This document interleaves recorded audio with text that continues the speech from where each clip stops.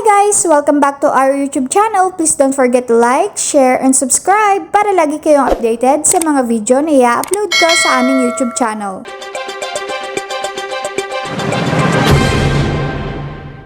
Po ng elderly week diba? Nakita natin sa mga regional offices talaga namang napaka-active ng ating mga senior citizens At ma'am ano naman po ang konkretong hakbang ng NCSC para po masiguro na talagang may sapat po na kabuhayan at pagsasanay ang mga senior citizens bawat rehiyon po sa ating bansa?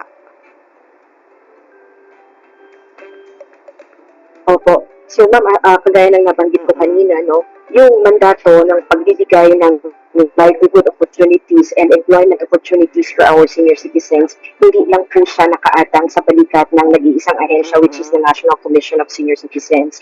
So marami po tayo na partner na agency. So kasama po doon yung pagpapalakas namin ng aming convergence strategy po talaga para po yung buong loop or cycle or chain ng proyektong ito ay makumpleto, simula sa pagte-training, sa pagbibigay ng after-training support, seed capital man yan, or in-time po, na maaaring ibigay, equipment, or kung ano pa po mga pangangailangan sa kanila, hanggang sa pagtuturo, hanggang sa sila po later on, kung gusto po nilang mag-convert into a cooperative, para mas lalo pong maging sustainable yung kanilang mga negosyo po.